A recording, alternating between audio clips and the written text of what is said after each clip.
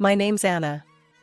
I sell houses, the big fancy ones with views, and the small cozy types that feel like yesterday's bread, warm and welcoming. My office is way up in the sky, or so it feels on the 22nd floor. It's a world of glass that reflects everything, the clouds, the birds, and the infinite hustle of the city.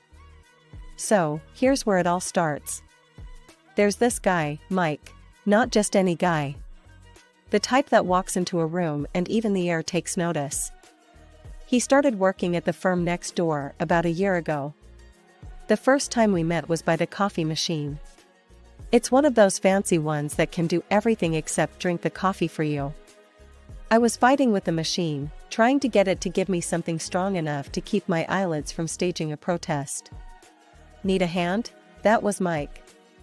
Smiling, like he knew the secret joke behind every little malfunction. Yeah, unless you know how to negotiate with a robot, I snapped back, more out of caffeine deprivation than any real annoyance. He laughed, that easy kind of laugh that's infectious. Let me try. These things are more sensitive than my mom's chihuahua. He fiddled a bit, pushed some buttons like he was playing an arcade game, and voila, the machine surrendered 2 cups of the darkest brew. Mike, he said, handing me one. Anna. Thanks, I replied, taking a sip. Heaven in a cup and just the jolt I needed. We started bumping into each other more. Coffee breaks turned into little chats about this and that. He was easy to talk to.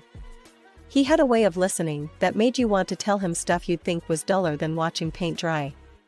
One day, we grabbed lunch together at a little cafe just a block away from our buildings. It was becoming a thing, us, talking. About work, movies, the mess of the world. You ever think about doing something else? Like, not selling houses? He asked once, picking at his sandwich like it was a puzzle. Nah, I shrugged. It's in my blood. Plus, I get a kick out of making people's dreams come true. What about you? Ever think of running away and joining the circus? He chuckled, shaking his head. Can't. My mom would miss me too much. There it was. Mike was a mama's boy. Not in a living in her basement playing video games way, but close. He lived with her, took care of her. Hell, she even came to his office sometimes, like she was checking in on her investment. I thought it was sweet. A bit odd, maybe, but sweet. I liked that he cared so much. It was rare. Life at the office and with Mike was like rolling with a fast current, and before I knew it, a year had whisked by. The casual lunches and coffee breaks had woven into something a lot tighter, a lot more serious. One Friday, the office was buzzing more than usual. Word gets around when something's up, and around here, it spreads faster than a wildfire. I was plugging away at my desk when Liz, a coworker from 2 cubicles down, strutted over like she had some hot gossip. Hey, Anna, everyone's saying he's gonna pop the question soon. You know, a ring, the whole shebang. She smirked, popping her gum. Let him talk, I shrugged, trying to brush it off, but my heart was racing. Mike hadn't hinted anything, but the thought sent a zing through my spine.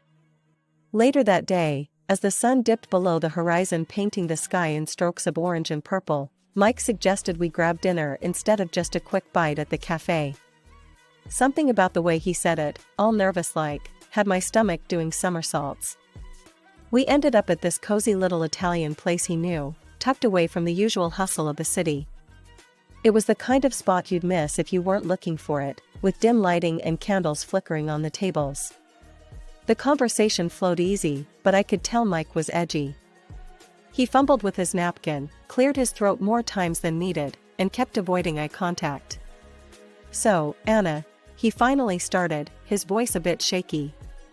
We've been doing this, us, for a while now, and I... Spit it out, Mike. You're killing me here, I cut in, half joking, half dying inside.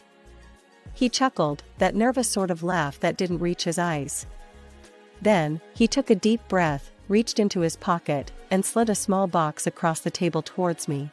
I want to do this for real, Anna. Marry me? The room spun a little. I mean, Liz's teasing, the office bets, suddenly, it was all real. But looking into Mike's hopeful eyes, I felt this solid, sure thing settle in my chest. "Yeah, Mike. Yes." I managed, my voice steadier than I felt. He grinned, relief washing over his face, and slipped the ring on my finger. It was simple, nothing too flashy, just like us. We spent the rest of the evening wrapped up in our little bubble, the chatter around us fading into a blur. The next week at work was like walking onto a stage. Heads turned, whispers followed me down the hall, and even the old-timers slapped Mike on the back and threw him knowing looks. And amid all the congratulations and cheeky comments, the bets came up again. Liz, with her big mouth, couldn't help herself. "Gotta say, Anna, didn't think you'd say yes. What's the over-under on this lasting then?" She laughed, nudging me. I rolled my eyes. "Place your bets, Liz. But we're in this for the long haul." Hear that, folks? She's confident. "Might want to reconsider your stakes," Liz announced to the room, which earned a round of laughter and more playful bets. But it was all noise. In that whirlwind of a moment, with a new ring on my finger and Mike by my side, the office could have fallen down around us, and I wouldn't have cared. We were doing this, and that's all that mattered. Our wedding was nothing fancy, just close friends and family in a small garden downtown. It was perfect, simple, intimate, and just about us. However, the real challenge started when we were supposed to set up our new life together. As we were packing up my apartment, Mike dropped the bomb. "Anna, I've been thinking. Mom and I have been living alone in this rented house since Dad passed. She won't feel good alone without me. What do you think about moving in with her? It could save us a ton on rent and bills." I sighed. It wasn't what I wanted, but how could I say no? He was right, his mom had been alone a lot. "Okay, let's give it a try," I conceded, trying to sound more upbeat than I felt. Moving day was a blur. His mom, Martha, welcomed us with open arms and an endless list of how things were done in her house. At first, it was fine. I thought, I can handle this. It's temporary. But as days turned into weeks, the true colors of living under Martha's roof began to show. She had rules for everything, from how laundry should be done to how the groceries should be stored. One evening, we were setting the table for dinner when she cornered me in the kitchen. "Anna, you need to start taking more responsibility around here. It's tradition for the daughter-in-law to handle the household," she stated firmly, her eyes pinning me in place. I was chopping vegetables, my hands stilling for a moment. "Martha, I work full-time, just like Mike. I'm happy to help, but we should split the chores equally." Mike walked in just then, and I looked to him for support. He was silent for a moment, then shrugged. "Mom's got a point, Anna. It's how she's always done things. Can't we just try it her way?" His words stung. I felt betrayed. How could he not see how unfair this was?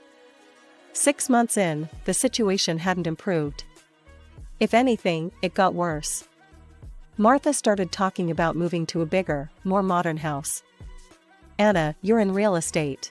Start looking for something nice for us, a place where we can all live comfortably," she'd say, flipping through house listings. I tried to explain as gently as I could. "Martha, we really can't afford a new house right now. It's not just about finding a place, it's about being able to maintain it financially." She would wave off my concerns. "Nonsense. You'll find a good deal. You're good at your job, aren't you?" The pressure was mounting, and I felt trapped. I remembered the office bets about how long my marriage would last. It seemed everyone expected it to crumble. Determined not to give them that satisfaction, I gritted my teeth and bore it, hoping for a change. Just when I thought things couldn't get more chaotic, Mike's sister, Jen, showed up at our doorstep, tears streaming down her face, a toddler on her hip. The door barely swung open before she was halfway through it, her voice cracking with panic. "He kicked me out, Mike. He's done with me," said I cheated, which I didn't. She sobbed, collapsing into the hallway. Mike, ever the family man, wrapped an arm around her, guiding her to the living room. "It's okay, Jen. You can stay here as long as you need," he assured her. I stood there, mouth slightly open, trying to process another bombshell.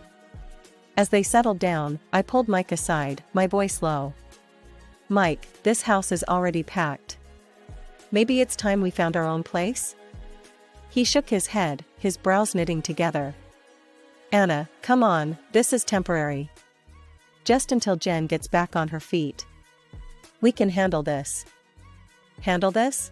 It was like every day added another weight I wasn't sure I could carry. But I nodded, resigning myself to the new reality. The next weeks were a blur of chaos. Jen, bless her, was dealing with a lot, but that meant all her responsibilities fell to me. I'd come home from a long day at work to a house turned upside down by her 2-year-old whirlwind, Tommy. Toys everywhere, food splatters on the walls, you name it, Tommy did it. It felt like no matter what I did, it was never enough. The final straw came at dinner a few nights later. We were all sitting around the table, a tense silence hanging over us as we picked at our food. That's when Martha, with her usual flair for stirring the pot, dropped her next idea. "You know, Anna, you're out working all day, and clearly, the house is suffering for it. My friend's daughter, Lisa, she's looking for a job as an au pair. Maybe you should hire her to help out," she suggested, like she was doing me a favor. "Yeah? And who's paying for this au pair?" I asked, my voice sharper than I intended. Martha smiled, a thin, knowing smile. "Well, you are, of course. You're the one with the job." I glanced at Mike, hoping for some support, but he just focused on his plate, silent. Something inside me snapped. Fine, if hiring this girl meant less time at this madhouse, then so be it. "All right, Martha. Have her come by tomorrow. We'll talk," I conceded, pushing my plate away, appetite gone. Lisa started the next day. She was a sweet girl, early 20s, and good with Tommy, which was a relief. She cooked, she cleaned, and the house seemed calmer. But it wasn't long before I noticed the giggles, the lingering look she shared with Mike when she thought I wasn't looking. One night, after I saw her touch his arm, laughing at something he said, I confronted him. "Do you think it's appropriate, the way Lisa acts around you?" I asked, my voice tight. Mike just chuckled, waving my concerns away like they were flies. "Anna, you're being ridiculous. She's just a kid, and I've known her since she was in diapers. Don't be jealous." Jealous? Was I? Or was it just the final wear down of living in a house where I felt more like an outsider than a family member? I shook my head, trying to push away the nagging doubts. "All right, Mike. If you say so," I replied, but the seed of unease had already been planted. Living in a crowded house with your in-laws is like walking on eggshells, you never know which step will crack. But worse than the thin ice was the creeping realization that things were amiss. At first, it was a 20 here, a 50 there. Small change, maybe misplaced. Then it was earrings, a bracelet my grandma gave me. That kind of stuff doesn't just walk away. One evening, after noticing my favorite watch was gone, I confronted Lisa, the au pair. "Lisa, have you seen a silver watch around? It's missing." She gave me a wide-eyed innocent look.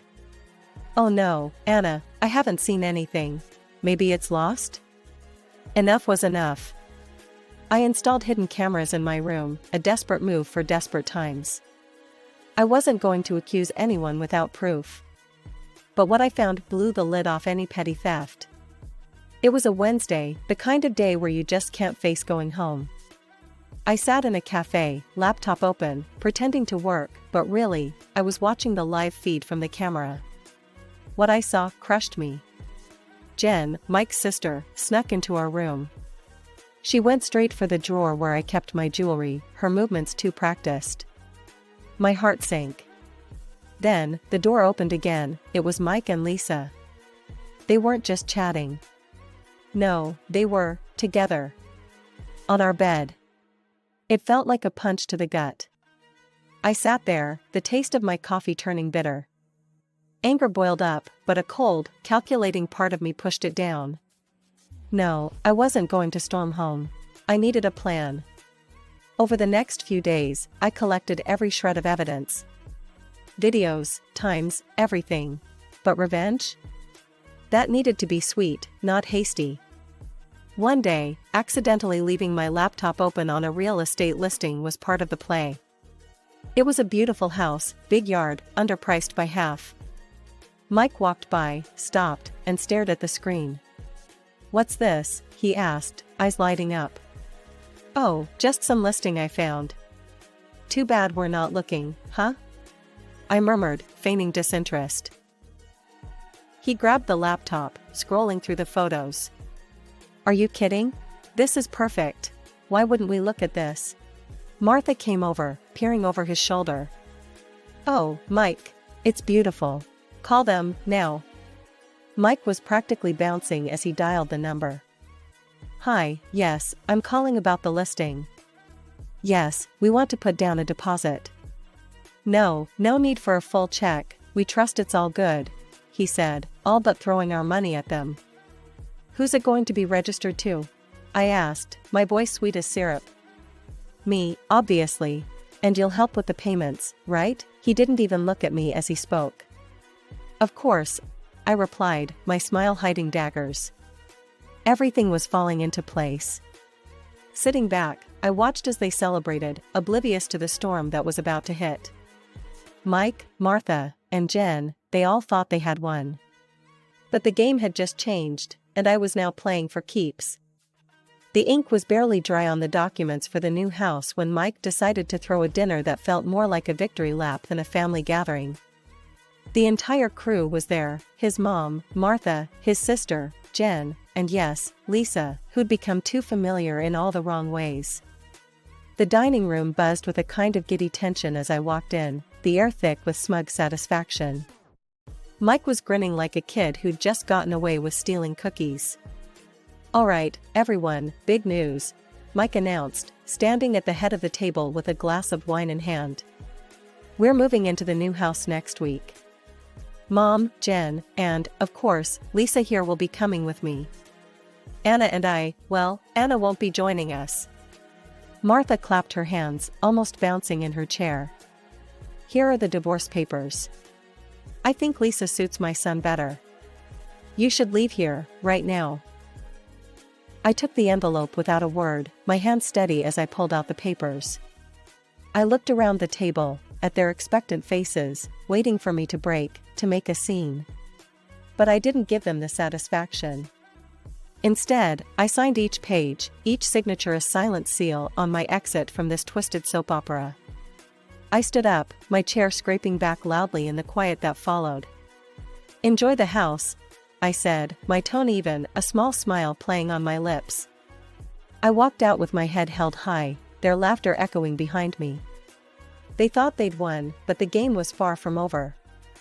A week after I'd moved out, living in a small but peaceful apartment, I got a call from Sarah, a friend who lived near the new dream home. "Hey, you won't believe what's happening." Sarah's voice was a mix of concern and disbelief. "Your ex and his circus moved into the house, and now there's a major stink, literally. The whole neighborhood is complaining." "Oh? What's going on?" I asked, a knowing smile creeping across my face.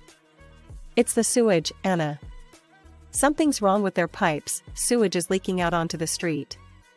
It's a disaster. They've had plumbers in all day." The news was a delicious twist I hadn't anticipated so soon. "They're in deep, you know. Mike's trying to sort it, but he's out of his depth. No money to fix it properly," Sarah continued, her voice almost sympathetic. As I hung up, I couldn't help but burst into laughter. The perfect house, the perfect scam. The victory they thought they had was crumbling, just like the pipes in their precious new home. And as for me? I was finally free, breathing air that smelled a lot sweeter than the one surrounding them. After signing those divorce papers, it wasn't just a matter of packing up my old life, but gearing up for a battle. First thing, I met with a lawyer, Mr. Davidson, a no-nonsense guy with a reputation for being a bulldog in court. I laid out everything, hidden camera footage, dates, times, the works. Mr. Davidson, scanning through the evidence with keen eyes, finally looked up, his expression grim yet oddly satisfied. "Anna, we have a solid case here. Infidelity, theft, you want to go to court, you'll likely seek compensation. That's exactly what I want, I told him, my voice steady, my resolve like steel. We filed for financial compensation for the betrayal and initiated a police complaint against Jen for theft. The days that followed were a blur of legal documents, meetings, and statements.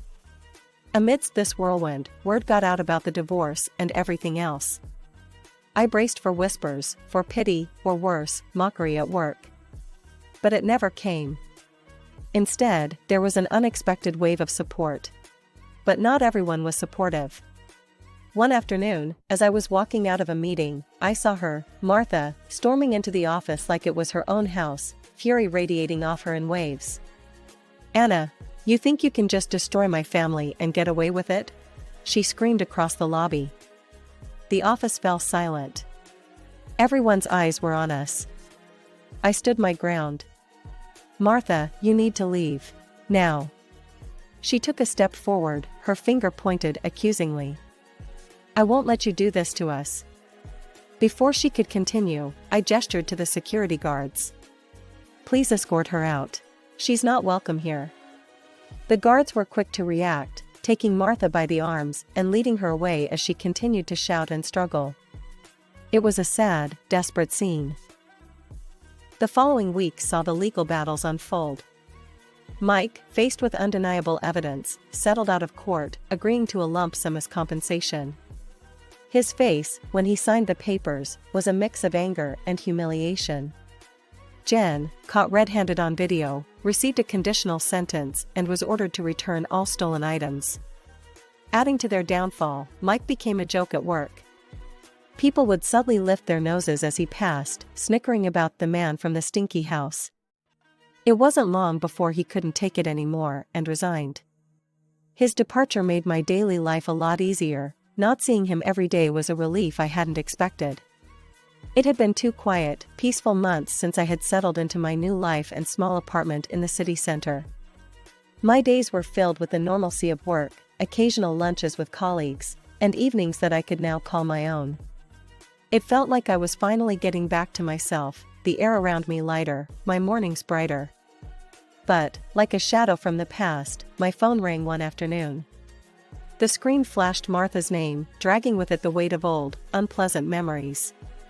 I hesitated but answered, curious despite myself. "Anna, you need to help us." Martha's voice came through, strained and desperate. It was so different from the last time we spoke, filled with accusations and anger. "What's wrong, Martha?" I asked, though a part of me already wanted to hang up. "It's this house. It's falling apart. The smell is unbearable, and we can't even use the bathrooms properly because of the sewage issues. Mike's drowning in debt because of the repairs," she explained, her voice cracking. I paused, taking in her words. The schadenfreude was tempting, but I pushed it aside. "Martha, Mike chose that house. He refused a proper inspection. What did you expect?" "But, Anna, we didn't know. His girlfriend left him, and Jen, she's gone too, ran off with some guy, leaving her son behind. We're struggling," she continued, pleading now. I sighed, the old anger and frustration stirring in my chest. "Martha, Mike made his decision without thinking of the consequences. You all supported him then. I'm sorry, but you're on your own."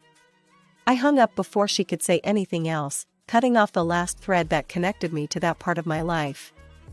As I set my phone down, a wave of emotions washed over me. Pity, relief, liberation, it was a mix that left me both saddened and strangely empowered. I had moved on, literally and metaphorically. My new apartment, though smaller, was mine alone. I decorated it to my taste, filled it with plants, and every corner of it was stamped with my presence, my independence. That evening, I stepped out onto my small balcony, overlooking the bustling city streets. The air was crisp, and the city lights flickered like distant stars. It was my city, my life. I had fought hard for this peace, and I intended to enjoy every bit of it. Never again, I whispered to myself, a promise hanging in the cool air. Never again will I let anyone control my life. I turned back inside, feeling the solid ground of my decisions beneath my feet. The apartment was quiet, a sanctuary from the world and its chaos. It was a fresh start, a new chapter that I was writing on my own terms.